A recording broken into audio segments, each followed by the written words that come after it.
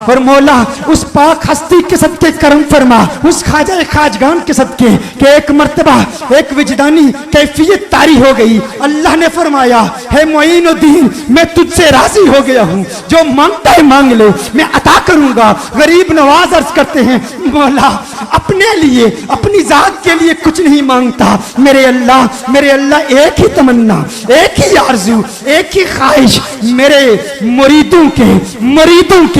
مریدوں کو بھی جنت عطا فرما دے.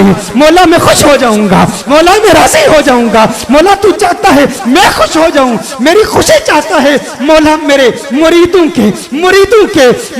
کو بھی جنت عطا فرما دے. اللہ نے فرمایا ہے معین الدین میں نے تیرے مریدوں کو بھی جنت دے دی، ان کے مریدوں کو بھی جنت دے دی، ان کے مریدوں کو بھی جنت دے دی. غریب نواز ساری زندگی اس کے بعد ایک ہی بات کہتے رہے، اس وقت تک جنت میں نہیں جاؤں گا جب تک میرا ہر مرید جنت میں نہ چلا جائے. ہے معین الدین ہم بھی آپ کے غلام، ہم بھی آپ کے نوکر ہیں.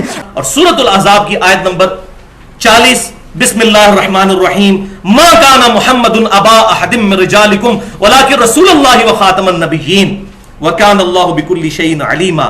اور محمد صلی اللہ علیہ وسلم تو تم مردوں میں سے کسی کے باپ نہیں بلکہ وہ تو اللہ کے رسول ہیں اور خاتم النبیین ہیں، خاتم بھی ہیں اور خاتم بھی ہیں، اور اللہ تعالیٰ کو ہر شے کا علم ہے. تو بھائیو اب چونکہ سلسلہ نبوت امام کائنات صلی اللہ علیہ وسلم پر مکمل ہو چکا، اب اس میں امپلائیڈ ہے کہ وحی کا سلسلہ بھی ختم، سوائے ایک چیز کے وہ آگے آ جائے گی، وہ آپ صلی اللہ علیہ وسلم نے خود ہی بتا دی. سورہ ال عمران کی آیت نمبر 179 بسم اللہ الرحمن الرحیم وما کان اللہ لیطلعکم علی الغیب. اور اللہ کی یہ شان نہیں ہے کہ تمہیں غیب پر مطلع کرے، ولیکن اللہ یجتبی من رسلہ من یشاء، بلکہ اللہ تعالیٰ چن لیتا ہے اپنے پیغمبروں میں سے جن کو چاہتا ہے. فآمنوا باللہ ورسولہ، تو تمہارا کام ہے ایمان لاؤ اللہ اور اس کے رسول پر. وَإِن تُؤْمِنُوا وَتَتَّقُوا فَلَكُمْ أَجْرٌ عَظِيمٌ، اور اگر تم ایمان لاؤ گے اور تقوی اختیار کرو گے تو تمہارے لیے اجر عظیم ہے. تو سیدنا ابو بکر صدیق رضی اللہ تعالیٰ عنہ سے لے کر آخری انسان جو مسلمان اس روئے عرض پر آئے گا، سب کے سب لوگ ایمان بالغیب رکھیں گے. علم غیب صرف اللہ تعالیٰ اپنے انبیاء کو عطا فرماتا ہے، اور ہمارے محبوب صلی اللہ علیہ وسلم کو اللہ تعالیٰ نے جو غیبی خبریں عطا فرمائی وہ ان کے لیے، باقی سب لوگ تصدیق کرنے والے. پہلی دلیل صحیح بخاری سے انٹرنیشنل نمبر کے مطابق 6990 نمبر حدیث ہے. کتاب التعبیر چیپٹر میں امام کائنات صلی اللہ علیہ وسلم نے فرمایا میرے بعد نبوت کی خبروں میں سے صرف مبشرات باقی ہیں. کیٹاگوریکل ڈینائی، صرف مبشرات اور کوئی چیز نہیں. صحابہ نے پوچھا یا رسول اللہ صلی اللہ علیہ وسلم یہ مبشرات کیا ہیں؟ تو فرمایا اچھے خواب، دیٹس آل.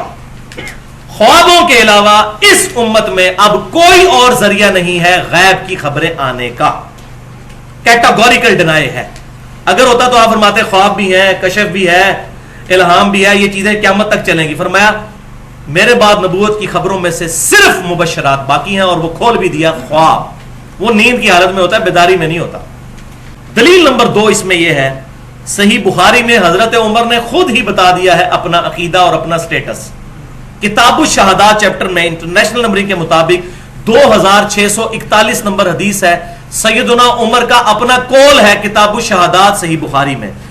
سیدنا عمر خطبہ دیتے ہوئے کہتے ہیں کہ جب تک نبی صلی اللہ علیہ وسلم ہم میں موجود تھے اللہ تبارک و تعالی وحی کے ذریعے ہمارا مواخذہ فرما لیتا تھا.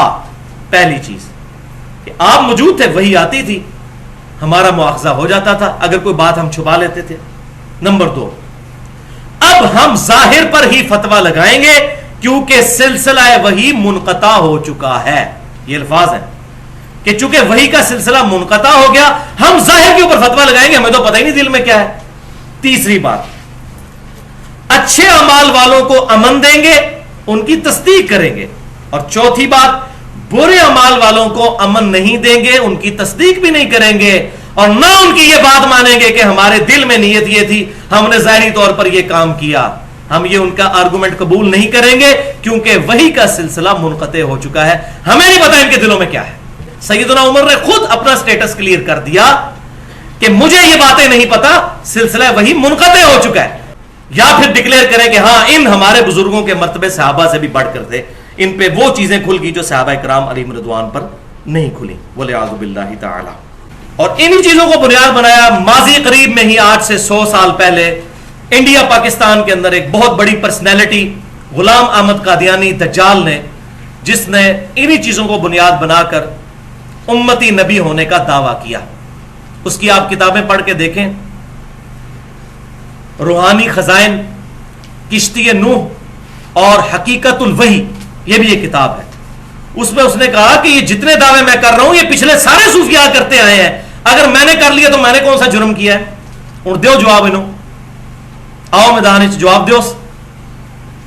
تو میں اس پہ ایک جملہ بولا کرتا ہوں کہ غلام احمد قادیانی نے شراب کو شراب پی کر کہا کہ میں نے شراب پی، اور ان لوگوں نے وہی غلط اور گندی چیزیں اپنے عقائد پروپیگیٹ کیے، لیکن کہا یہ شراب نہیں، انگوروں کا جوس ہے شراب ہی تھی، لیکن فتوے سے بچ گئے۔